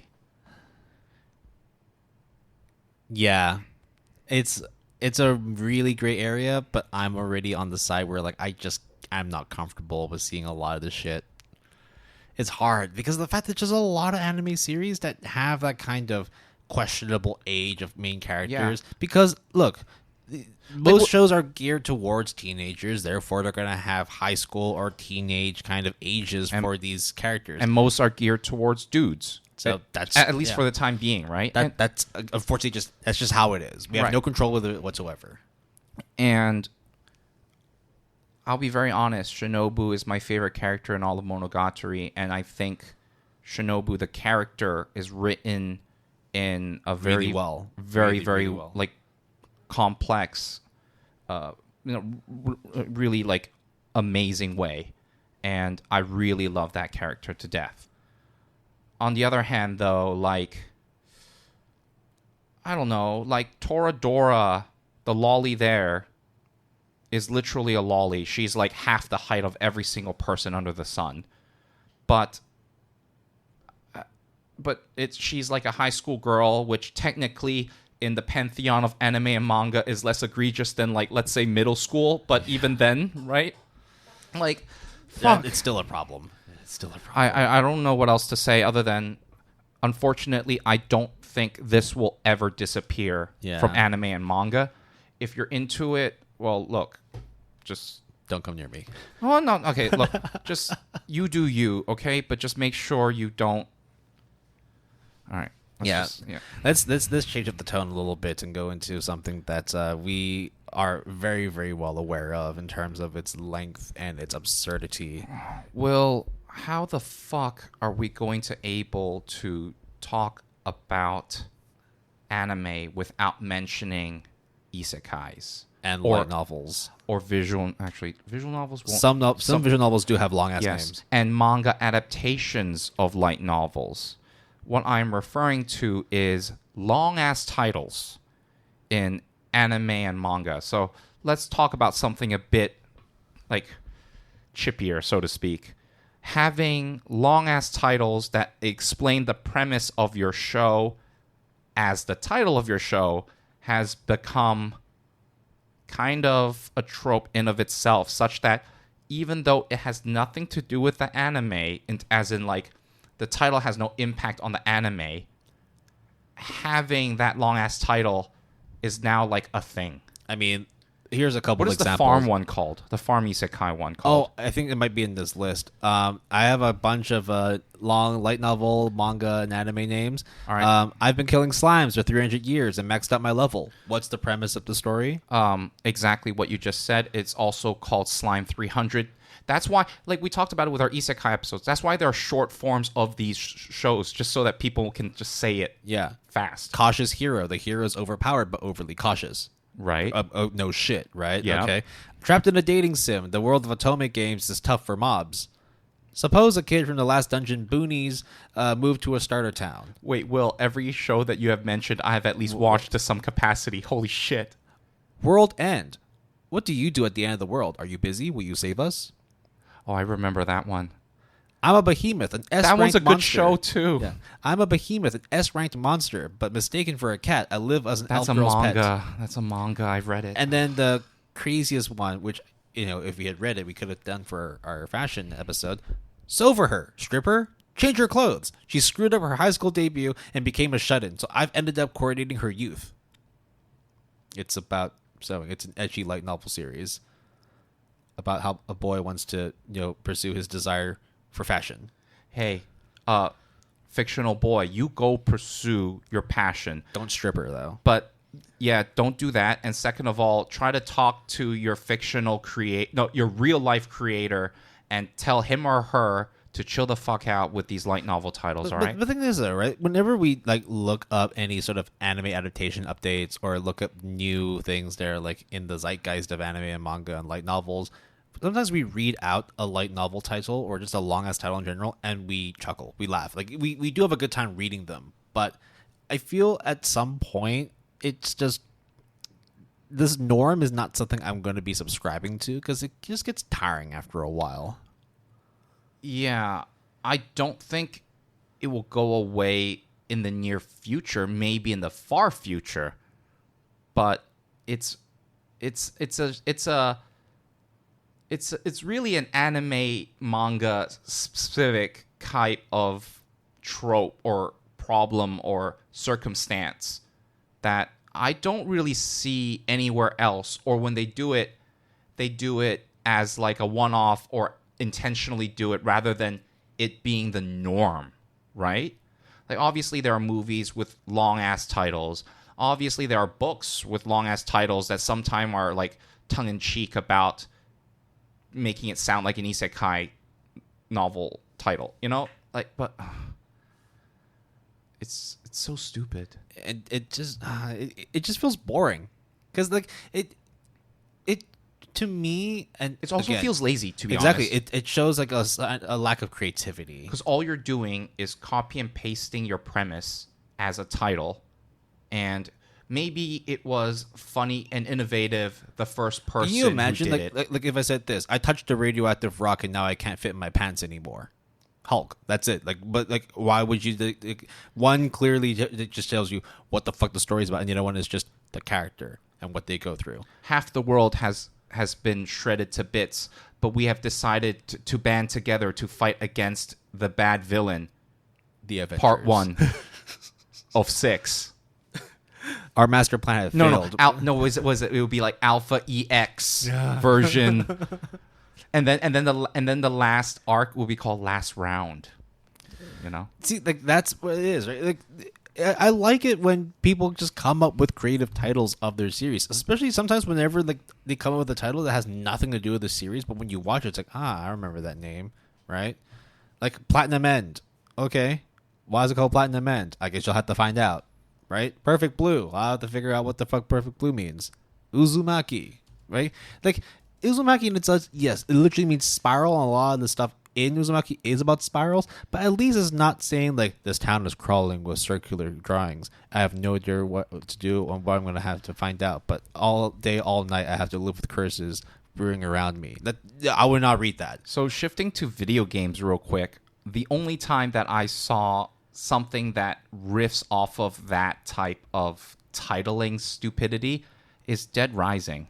They have, I repeat, downloadable content called Dead Rising 3's Action Remix Hyper Edition EX Plus Alpha. But the trailer is hilarious because they really lean in on like, oh, this is like a Street Fighter clone and we totally know what we're doing and this is hella stupid, but you're going to buy it anyways. I think they literally said that. Is Dead Rising Capcom? Yeah, Dead Rising is Capcom. That's why. Okay. Yeah. Yeah, so it's not like you can't have fun with it, but the issue is 80-90%, I would say even 95% of these titles are not done in a tongue-in-cheek comedic way. They're just doing it because, A, that's what everyone is doing, and also, what else are you going to do, I guess? We're never going to see the end of long-ass titles. I think we're always going to find some form. I mean, like, for example, the Saint's magic is omnipotent will be omnipotent. I think it's a little bit longer than what I said. No, the Saint's magic is omnipotent, right? I'm not going to say that because I say omnipotent all the fucking time. I think that is just about as long as it should be. When it gets to the point where like your title is literally a paragraph long, that's when you're like, here, bro. Let me put it this way. When you need to change the actual title of your show so that, colloquially speaking, among forums or even industry people, you have a short form, like Slime 300, Slime Diary Isekai. Like we call it ReZero. We don't call it ReZero. Reborn in Another World or whatever. Whatever fuck it's called. Yeah, like the Saint's magic is omnipotent. It's just fine. Snow White with the red hair, that's fine, because you're not going to shorten that.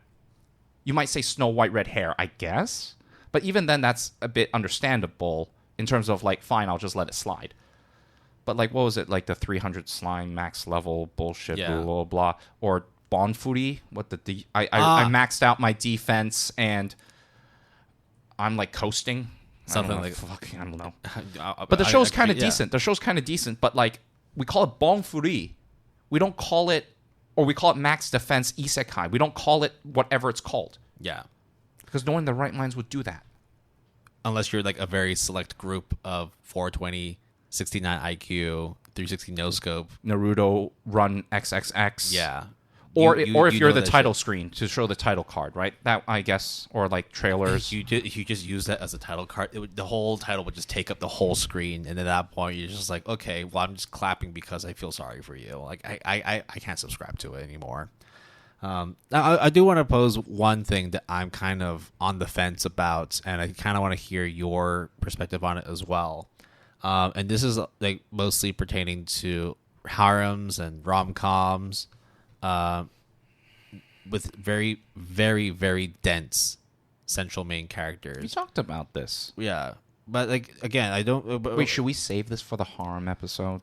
Well, we could talk about that because there are a lot of other things within harem episodes I want to talk about. But this one is just kind of want to highlight. All right, what you got? So just to be clear, I don't necessarily mean characters that are kind of like airhead or aloof. Those characters I actually quite like in some cases, not so much Aho Girl. Aho Girl is the one where it's a bit too much.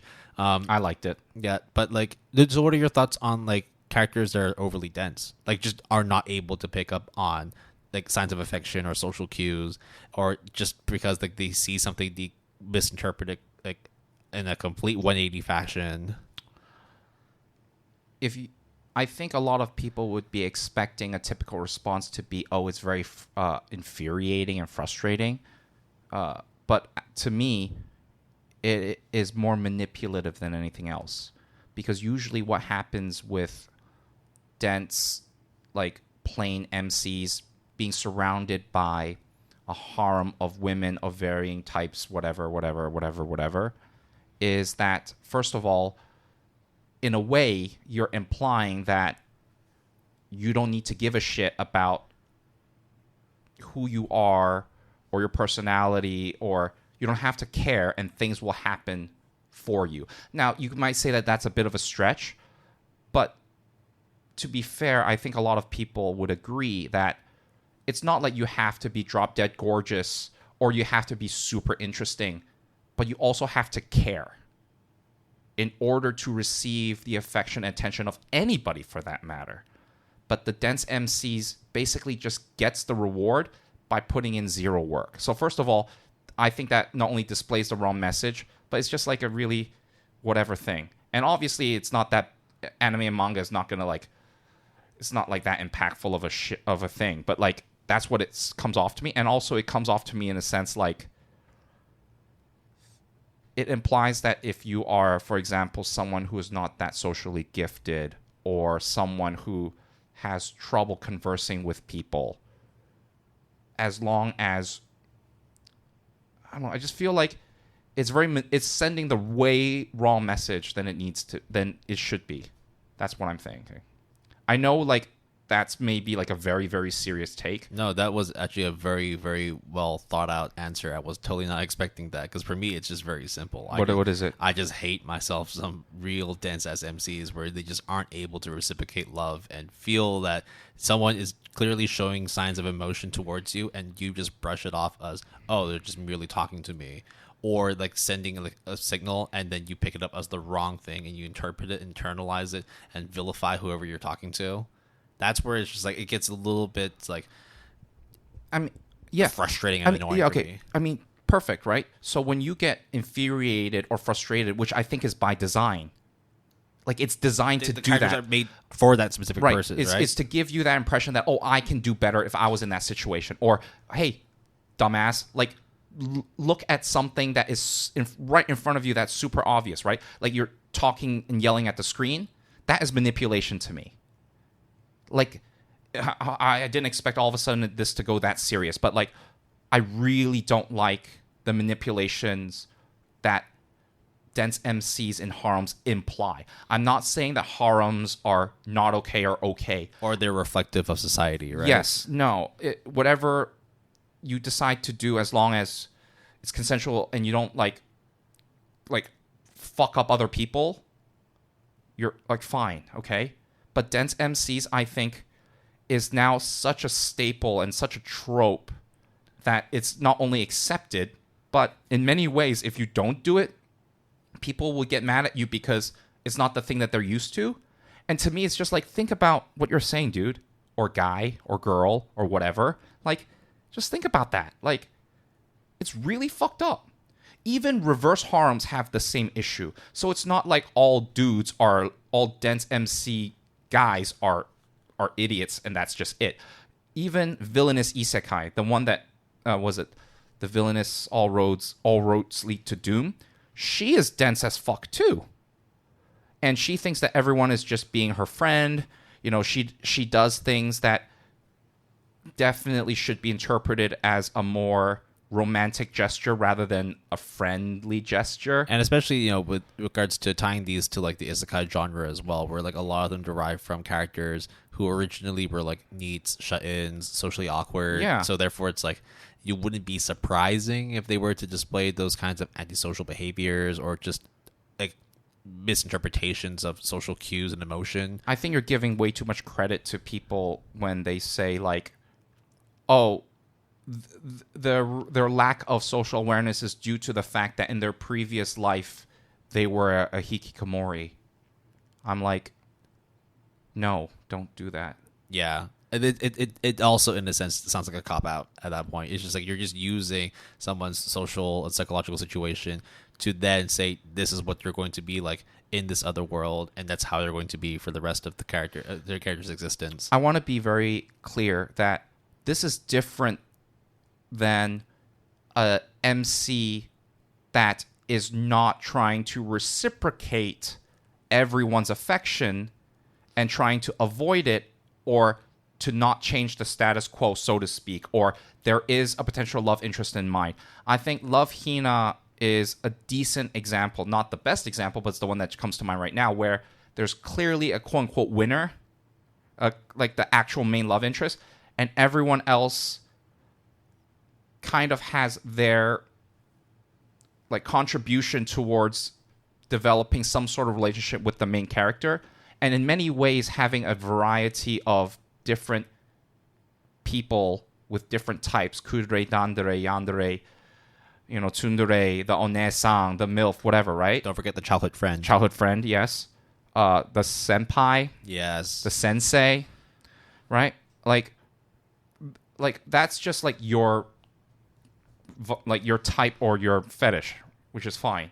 I think another show that really does it super, super well and actually takes what you're saying about harems to the nth degree is the 100 Girlfriends Who Really, Really, Really, Really, Really Love You. And they really lean in on how harems would realistically work, how stupid and absurd the premise is, and taking it from a stupid premise to a comedic one, as opposed to one that I think stems from misogyny and manipulation. So, on the fence in terms of how you feel about dense MCs, or do you feel it's just something that like is part and parcel with these kinds of genres, and it's just something we have to live with? The reason why I would not put this in the hate category, despite my like hateful attitude towards it, is because when I feel so passionately about something, I usually try to see what I can do, if possible, Like from the other side as well. Yeah, right? or like to see the point of view. And to be fair, it's very easy for me to say all what I just said and to assume that it is not easy to socialize with people, because I also have social issues. I also sometimes have trouble talking to people of any gender, for that matter, sometimes. I have good days and bad days. So, in a way, me saying that, implying that, oh, if you're socially awkward, like, you need to fucking work for it, sometimes it's not that easy. It's very easy to reduce it to, like, oh, you're fucking sad? Be happy. Like, I don't think that's a fair thing to say. Sometimes you'd be like, Jason, be more sociable. Like, everyone is at this party. I mean, it's happened already where, like, maybe not you, but our friends have noticed that, like, I'm being a bit more withdrawn, but because I'm being a bit moody, and you're like, hey, dude, like, why are you just moping in the corner? Like, right? And, it's a really tough situation, but... Do you feel it's because... I'm not trying to, like, make it personal for you, but do you feel that there could be some relatability to how certain MCs would react to those kinds of social situations? The issue that I have mainly with dense MCs in particular is I blame the creator, but not the fans or the people that the idea stemmed from. Right. That's my issue. I can't believe we're having this serious discussion, which is great, but like also it's just like that's how I feel, because the creators are doing it on purpose, whether it is to cash in on something, or whether it is to using it as a plot device, or filling a void, right? Like, fuck, dude. No, I get it. Now, I've gone over quite a lot of things that I'm kind of on the fence on. Are there any on your side that you're still like on the fence on? Maybe you want to sort of like air out your dirty laundry about a certain trope, or do you feel like we've covered quite a lot already? Because there's still some on the list that are like we could go over, but goddamn, like the length that we have to go through just to talk about some of those is just kind of like my bad on talking about dense MCs for like I wanted to. long. I wanted to talk about it because it's like I have my perspective on them and I've shared my 2 cents, and then you've given me 4 cents. But like it's also that I wanted to hear that part too. I didn't know if I was the only one that was like, I can see why they exist, but the portrayal of a dense MC can be badly executed, and that's the thing that I don't like about it. But at the same time, it's like you understand that these kind of situations aren't always that relatable for you or for me, because in the end, it comes from the mind of the creator. It comes from the creator's perception of how fans would react to a certain character that acts this way. So is it really like that crazy that we don't like a certain dense MC, but we're okay with others? It's very like situational. Yeah, I think the issue that I have is with dense MCs is that even though there are other tropes that I would say deserves to be addressed in, like deserves to be either eliminated or addressed first, the dense MC thing is something that I, for some reason, feel extremely strongly about, to the point where I also feel very frustrated at myself because I didn't like World's End Harem, but I still watched it. I watched Harem Lab. There are like shows that I watch where the MC can be dense that I was okay with, but somehow... Like, there are some characters where you internalize a bit too much, and that kind of affects how you perceive that character. And also, I'm being hypocritical. And the fact that I'm being hypocritical and having double standards is like, it really messes with me because because I determine what's okay in my mind or not. But why is that okay? But I technically subscribe to the belief that dense MCs is a terrible thing. Well, that's why it's in the gray area for us, right? Yeah, and it exists there because, like, I'll be the first to say that, like, I don't like dense MCs, but at the same time, it's also because of the fact that I'm not in their situation and vice versa. And if I was put in there, of course, I would act differently. But that then takes away the fact that we're analyzing a dense MC in the first place, right? Yeah, and that assumes that it needs that type of analysis. That's also the other thing. I'm taking it way too seriously than it needs to be. If it was me who was in this situation, I would totally ask that girl out, or like I would totally turn that girl down. Yeah, fuck you. You don't know that. And second of all, like, it's easy for you to say because we're not the affected. We're not the one in the situation. Also, therefore, the stakes are not high for us at all. Also, it's an animated fictional work, so stop getting so worked up about it. And that is ultimately why I've had this push and pull and struggle with how I feel about dense MCs, because it's way out of proportion response that's taken way too seriously when it shouldn't be, because all it is just lazy writing and a self-insert character. That's it. So the blame is the creator. To some extent. To some extent. Right, and on the other side, it's also the perception of the fans of those kinds of characters too, right? It's a two-way relationship. Yeah, it is, right? I do think that, like, when we talk about harms, because you know that we have it in the pipelines. How far down the pipeline, listeners, you'll have to find out. But we got a lot of research to do, so. But we're bringing this shit up again for that episode. But yeah, I think the creator is the person that chooses how the work is going to be written, how things are going to be conveyed. But then the perception of it is out of their control. Regardless. But no, you can choose to have a dense MC or not. No, but I mean, like, how a fan perceives that dense MC. Here, let me ask you this. Realist Rebuild the Kingdom. Is it a harem show? Yes. Yes. Is the MC dense? No. Exactly. Why can't not all harems need to have dense MCs, and not all dense MCs should be in harems by default. Yeah, but at the same time, it's also like, you know, the main character from Realist is also not like the standard human being, where they have incredibly strong auditing, accounting, and political knowledge, right? So again, that's also a slight unrealistic portrayal of the quote-unquote standard main character, right? And to be fair, with dense MCs, it's an insert character, so then you can insert yourself, just like with isekais. In principle, you can insert yourself into it so to relive the fantasy. So it's a way more controversial subject in my mind than it really is on the surface. Controversial? You mean more just like conflicting, more hotly debated, right? With myself.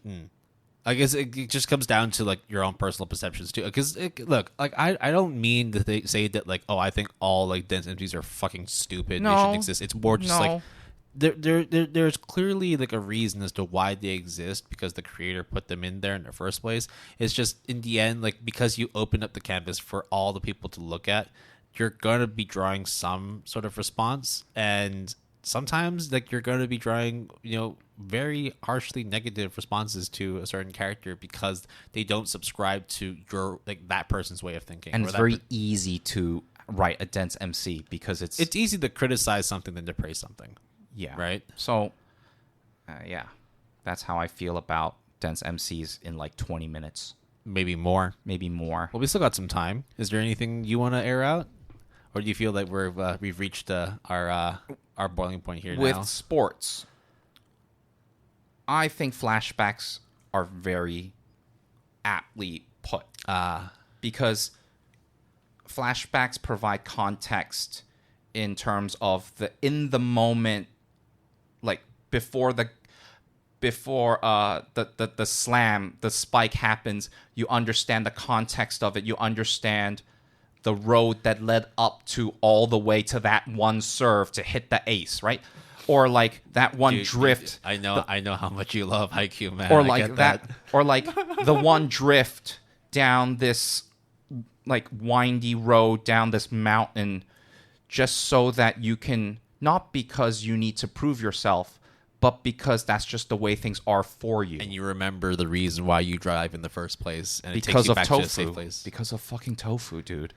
And also, Will. So sometimes you just gotta go fast. Yeah.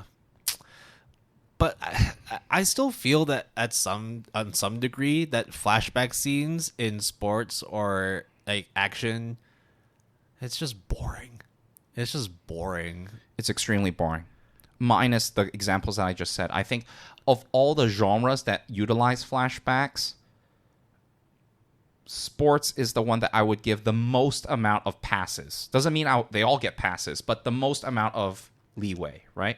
And I think with live action, flashbacks are not done that often in retrospect comparatively to anime and manga. Unless it's to explain like a certain situation, whereas like in anime and manga, it's more to explain a certain element of a character in that specific moment. Like there's so many action series where it does a flashback of a pseudo villain and it talks about their sad upbringing, and you essentially use it not to just drag out the plot, but also to add like some humanity, to some morality to the villain themselves. I like what Demon Slayer does, which is essentially what you just said. But at the same time, there are plenty of shows that does the exact same thing of trying to provide context and humanity towards the villain, and they also do it in a flashback right before the fight.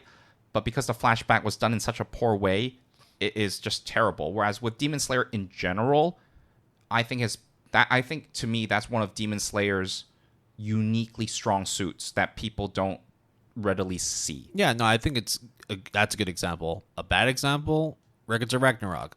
I hated all the flashback scenes. I just did not care for them whatsoever. But how else can you portray the context that happens? Because it's technically just a fight, right? Yeah, that's I guess in that instance, I just want to see the fight. I see. I think the flashbacks are very important in they're Records important, of Ragnarok. but I also feel like they aren't needed on the other side too. Like you could argue for both sides, and I can see the validity for both sides. But say for example, like I keep going back to it, Kengan Ashura. There are almost no flashbacks whatsoever for any of the fighting scenes, and they still play out really well because you already know the backstories of the characters leading up to the fight. You don't necessarily need to see more of it in fights.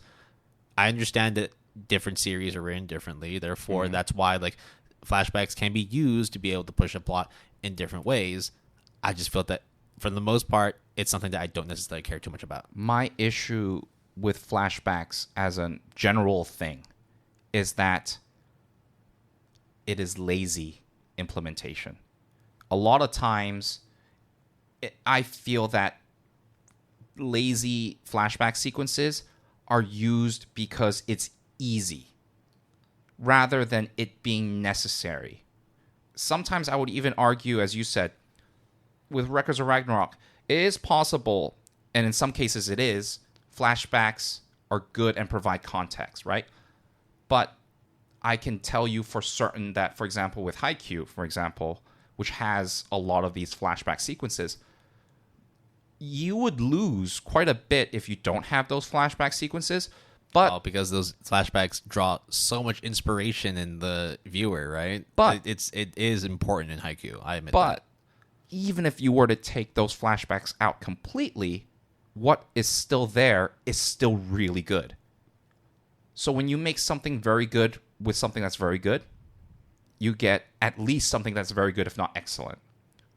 But for every Haikyuu and Demon Slayer, how many examples can we pull out that have terrible or unnecessary is the more important thing I want to focus on. Unnecessary flashbacks. Not that they're bad. Like they're good in their own right, but is it needed? That's the question there. Yeah, right? Why do you have to tell it as a flashback? Why can't you tell it as like normal time progresses? It like sometimes they're just doing it just cause they want to have a flashback sequence. And there's a lot of series that have flashback sequences, which, okay, you have it, fine. I have to watch it anyway. I just don't like watching it. But that's the reason why it's in the gray area. It's in the not so love, not so hate. It's like literally right in the middle, because I can think of a lot of times when like I absolutely love the flashback sequence. And then there are times where it's just like, why is this even here? I feel like I just want to know what happens now. Stop feeding me like an extra 15 minutes of stuff that is just padding.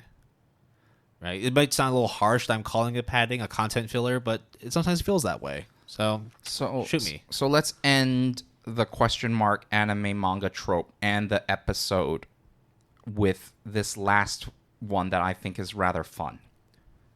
It is the cursed sword syndrome.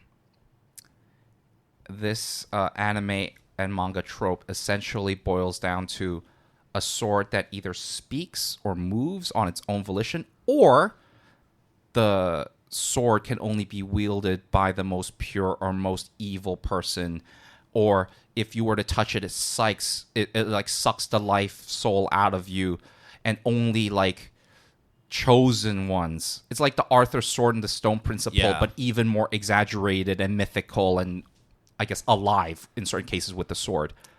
Well, I guess it's just an exaggeration of the fantasy element then, right? Like being, because sometimes you just want to see like, oh, there are clearly some real powerful, like for example, like the Avengers, right? Who can really wield Thor's hammer? All of a sudden, Captain America does it. Oh shit! Spoiler alert. If who hasn't watched the movie? Highest grossing of the year at that time. You would have watched it. So like when that happens, it's like, oh shit, he's worthy. Oh, let's stand up and clap. Yeah, Captain America is worthy of. It was pretty badass though. It was pretty badass. But at the same time, it's just like when you're watching it in general, it's just like, okay, very clearly this character is important. This character is super powerful, right? We get that. Like there's nothing more like apparent in terms of how OP or how pivotal this character is going to be than being able to wield a sword, a cursed sword. Like when what's the guy's name again in One Piece? No, in Zoro. When Zoro throws the sword in the air, lifts his arm up. I have to say that sequence was dope. Yeah, I get that. It was awesome. But there were so many other sequences when he was doing where he's fighting with his sword in his teeth and then like doing all this crazy fucking like fighting sequence shit. That was also equally dope. I already figured out that this character was going to be OP as shit. I didn't need to see the cursed sword part because afterwards, nothing gets addressed. He just has a cursed sword in his repertoire, and then that's it. Never addressed again. Now you see, a good example of the use of swords is one that I've seen quite recently about a certain villain in JoJo. Now I thought that use of the sword was quite well done, to be honest. Did I expect it to like it as much as I did? Probably not.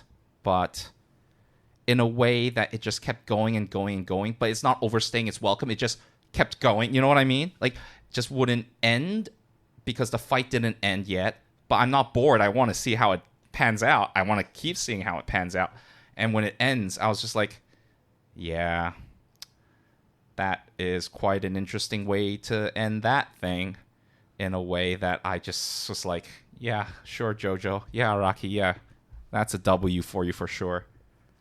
I want to name the character, but that's a spoiler, Yeah, and I guess you're gonna have to watch and listen to our next episode of the Gotta Watch Them All series. No, it was in the previous one.